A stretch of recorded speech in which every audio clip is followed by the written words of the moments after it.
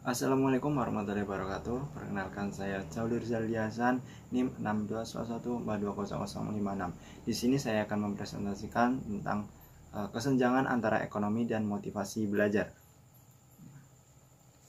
Latar belakang salah satu usaha untuk menciptakan sumber daya manusia yang berkualitas adalah melalui pendidikan.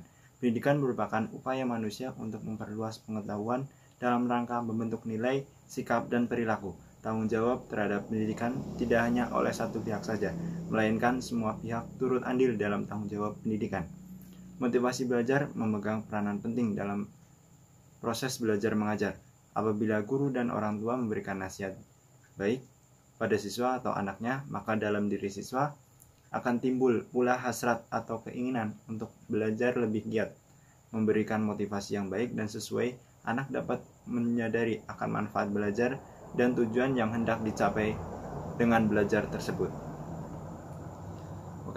Rumusan masalah pada kali ini yaitu yang pertama ada hubungan antara kesenjangan ekonomi keluarga dengan motivasi belajar. Yang kedua ada faktor yang mempengaruhi motivasi belajar anak. Pengertian belajar, arti belajar dalam Kamus Besar Bahasa Indonesia secara etimologis memiliki arti berusaha memperoleh kepandaian atau ilmu. Definisi ini memiliki pengertian bahwa belajar adalah sebuah keinginan untuk mencapai kepandaian atau ilmu. Belajar menurut Barudin dan Esa tahun 2009 merupakan proses manusia untuk mencapai berbagai macam kompetensi, keterampilan, dan sikap. Belajar dimulai sejak manusia lahir sampai akhir hayat. Menurut Saiful dan Aswan, belajar adalah proses perubahan perilaku berkat pengalaman dan latihan. Artinya, tujuan kegiatan adalah perubahan tingkah laku, baik yang menyangkut pengetahuan, keterampilan, maupun sikap, bahkan meliputi segenap aspek organisme atau pribadi. Motivasi belajar itu faktor yang mempengaruhi minat belajar siswa. Menurut Totok Susanto, ada beberapa faktor yang mempengaruhi dalam motivasi belajar. Yang pertama ada memotivasi dan cita-cita. Yang kedua ada keluarga. Yang ketiga ada peranan guru. Yang keempat sarana dan prasarana. Yang kelima teman pergaulan. Yang keenam mass media atau media massa. Menurut Slameto, faktor yang mempengaruhi belajar adalah ada dua, yaitu faktor internal dan faktor eksternal. Yang pertama ada faktor internal, yaitu faktor yang ada di dalam diri individu anak. Faktor internal terdiri dari faktor jasmani, meliputi faktor kesehatan dan cacat tubuh. Faktor psikologi inteligensi, meliputi perhatian, minat bakat, motif, dan kematangan, dan kesiapan juga. Selanjutnya ada faktor kelelahan.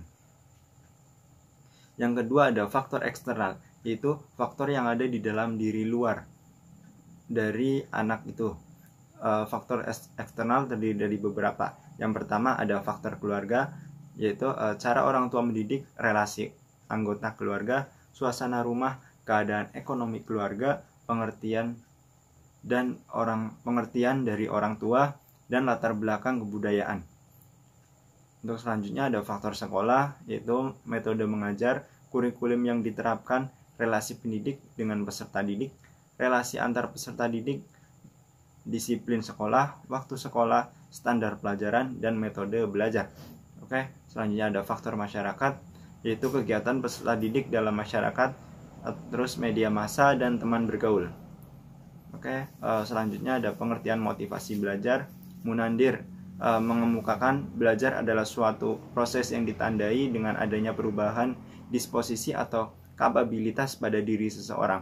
Berdasarkan pendapat para ahli di atas bahwa secara institusional belajar dipandang sebagai proses memperoleh pemahaman, menerapkan dan penguasaan terhadap materi-materi yang telah dipelajari dalam kehidupannya. Menurut Nana Syadid Sukmadinata, proses motivasi belajar ini meliputi 3 langkah, yaitu yang pertama adanya suatu kondisi yang terbentuk dari tenaga-tenaga pendorong belajar atau desakan kebutuhan dan keinginan belajar yang menimbulkan suatu ketegangan dalam diri mahasiswa. Yang kedua, berlangsungnya kegiatan atau perilaku belajar yang diarahkan pada pencapaian tujuan belajar dan mengendurkan atau menghilangkan ketegangan. Yang ketiga, ada pencapaian tujuan belajar dan berkurangnya atau hilangnya ketegangan di dalam diri mahasiswa. Motivasi memegang peranan yang sangat penting dalam kegiatan belajar di perguruan tinggi, dan motivasi dipengaruhi oleh tujuan yang akan dicapai dengan belajar. Makin tinggi tujuan belajar, maka akan semakin besar pula motivasinya, dan semakin besar motivasi belajarnya, akan semakin kuat pula kegiatan belajarnya. Perilaku belajar berkaitan erat dalam membentuk suatu kesatuan yang disebut sebagai proses motivasi belajar. Selanjutnya ada hubungan keluarga, pengaruh yang paling utama dalam kehidupan pertumbuhan dan perkembangan seseorang anak adalah dari pengaruh keluarga. Menurut Yusuf, suasana atau iklim keluarga sangat penting bagi perkembangan pribadi anak. Jika seorang anak dibesarkan dalam keluarga yang harmonis dan agamis, sebagai contoh, orang tua memberikan kasih sayang, perhatian, dan juga bimbingan dalam kehidupan berkeluarga, maka perkembangan dan kepribadian anak akan cenderung ke hal positif. Selanjutnya, pentingnya pendidikan keluarga. Pendidikan keluarga sangat penting dilakukan bagi anak-anak yang sedang di masa perkembangan dan juga harus disesuaikan dengan tingkat perkembangan anak. Menurut Yusuf, pentingnya pendidikan keluarga yaitu sebagai berikut. Pertama, karena orang tua merupakan guru pribadi yang pertama bagi anak dan tokoh yang bakal ditiru oleh anaknya itu sendiri. Yang kedua ada, orang tua seharusnya memperlakukan dengan baik, karena semua didikan atau bimbingan bakal menimbulkan sisi yang lain dari anak itu tersendiri. Yang ketiga, orang tua hendaknya memelihara hubungan yang harmonis antar anggota keluarga. Hubungan yang harmonis penuh pengertian dan kasih sayang akan membuahkan perkembangan perilaku anak yang baik. Yang keempat, orang tua membimbing, mengajarkan atau melatih ajaran agama terhadap anak. Hubungan antara ekonomi keluarga dengan motivasi belajar anak.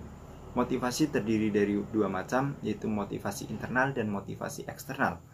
Motivasi internal adalah motivasi yang tumbuh dari dalam diri seorang anak, sedangkan motivasi eksternal adalah motivasi yang berasal dari luar diri anak. Hasil belajar anak juga dipengaruhi oleh faktor eksternal, salah satunya yaitu status sosial ekonomi orang tua. Jika pendapatan orang tua bisa dibilang cukup, maka orang tua mampu memberikan dukungan berupa material untuk menunjang kebutuhan belajar anak. Keadaan sosial keluarga sangat penting bagi anak. Dengan keadaan sosial yang baik, maka akan memberikan kenyamanan bagi anak untuk belajar. Selanjutnya, kesimpulan, motivasi terdiri dari dua macam, yaitu motivasi internal dan eksternal. Hasil belajar dapat dipengaruhi oleh faktor eksternal. Salah satunya adalah status sosial ekonomi orang tua. Keadaan sosial sangat penting bagi anak. Dengan keadaan sosial yang baik, maka akan memberikan kenyamanan bagi anak untuk belajar. Kontak sosial dan komunikasi yang baik menunjukkan perhatian dari orang tua terhadap anaknya, sehingga timbul rasa tanggung jawab dan kepercayaan dalam belajar. Dimulai dari kondisi rumah yang bersih, nyaman, dan suasana yang tenang dan damai akan sangat berpengaruh untuk menunjang kegiatan belajar anak. Saran dari permasalahan yang sudah dijelaskan di atas, bahwa sebaiknya seorang anak harus mempunyai motivasi dari diri sendiri terlebih dahulu. Dengan begitu, anak lebih mampu meningkatkan kegiatan belajar. Peran orang tua dalam mendidik dan membimbing seorang anak juga sangat penting untuk menunjang proses belajar anak. Oke, sekian, terima kasih. Apabila ada kesalahan dan kekurangan, saya mohon maaf. Wabillahi taufiq wal hidayah. Wassalamualaikum warahmatullahi wabarakatuh.